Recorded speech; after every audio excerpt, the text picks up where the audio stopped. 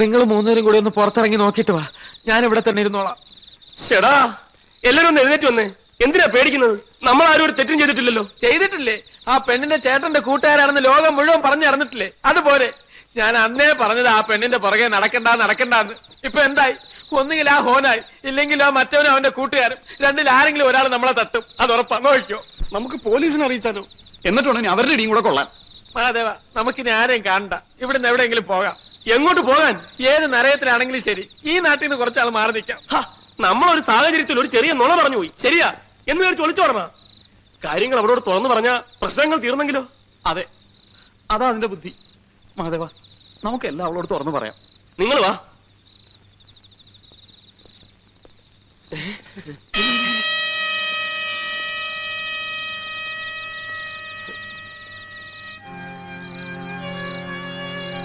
ഇതെന്താണ് പോലീസും പട്ടണമൊക്കെ? മിണ്ടാതിരിക്കടാ. നമുക്ക് പോകാടാ, പോകാം. കുഴപ്പമാ.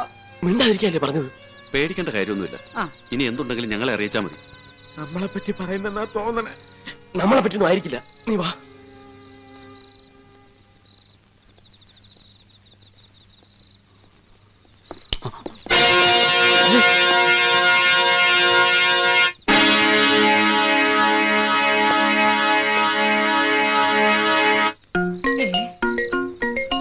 എന്റെ ദൈവമേ, ദേ നിൽക്കവൻ എന്നെ കൊല്ലാൻ വന്നോൻ. ഇവൻ തന്നെയാണ് എന്നെ കൊല്ലാൻ നോക്കിയ.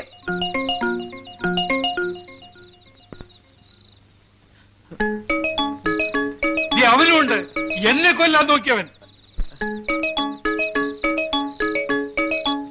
സേതുവിനെ യുവമാരാ കൊന്നിരിക്കുന്നത്. വിടരുത്, ഒന്നിനെ വിടരുത്. ഇവിടെ വരൂ. വരാനാ പറഞ്ഞത്. തോമസ് കുട്ടി, വിട്ടടാ. പിടിക്കവരെ.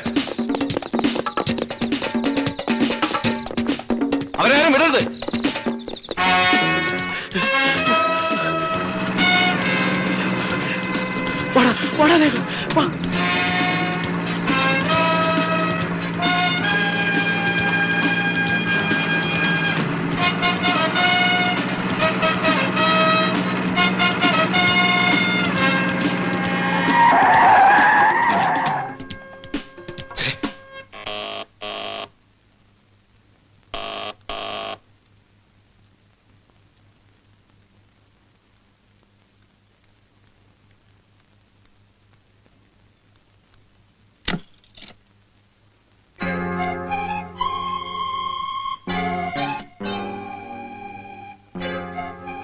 ആരാ? എന്നെ അറിയില്ല. പറഞ്ഞാൽ ചിലപ്പോ അറിയും. ഞാൻ ഹൊനായി, ജോൺ ഹൊനായി.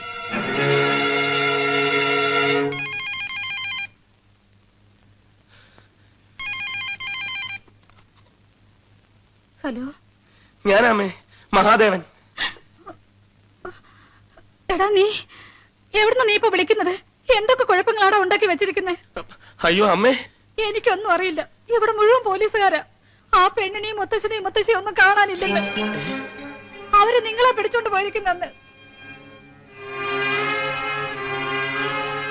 ഹലോ ഹലോ ഹലോ, എന്താടാ?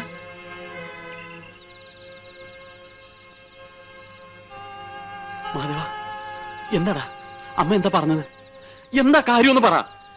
അവളെയും അവളുടെ മുത്തശ്ശനെയും മുത്തശ്ശിയും ഒന്നും കാണാനില്ലെന്ന്. അവൻ തന്നെ ആയിരിക്കും അതും.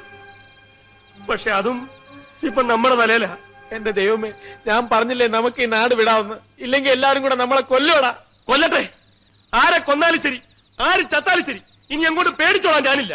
എടാ, അവളെ അവര് കൊന്നു കളയൂടാ. അതിനു മുമ്പ് നമ്മളിനി എന്ത് ചെയ്യണമെന്നാ നീ പറയുന്നത്?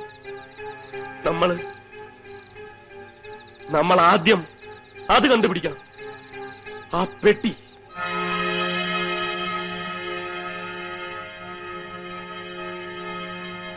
അമ്മച്ചി, ഞങ്ങളോട് ക്ഷമിക്കണം. അന്ന് ഞങ്ങൾ പറഞ്ഞതൊക്കെ നുണയാണ്. ഞങ്ങൾ സേതുവിന്റെ കൂട്ടുകാരല്ല. സേതുവിനെ ഞങ്ങൾ ജീവിതത്തിൽ കണ്ടിട്ട് പോലുമില്ല. മായയെ ഒന്ന് പരിചയപ്പെടാൻ വേണ്ടി ഞങ്ങൾ ഉണ്ടാക്കി പറഞ്ഞ കള്ളങ്ങളാണെല്ലാം. പക്ഷേ ഇപ്പൊ ഞങ്ങളുടെ ജീവൻ അപകടത്തിലാണ്. ഞങ്ങളുടെ മാത്രമല്ല മച്ചി, മായയുടെ. മായയുടെ ജീവൻ രക്ഷിക്കാൻ ഇനി അമ്മച്ചിക്ക് മാത്രമേ പറ്റൂ. എന്താ എന്താ ഉണ്ടായേ? മായയും മുത്തശ്ശനെയും മുത്തശ്ശിയും അവന്മാര് പിടിച്ചോണ്ടുപോയി. ആരാ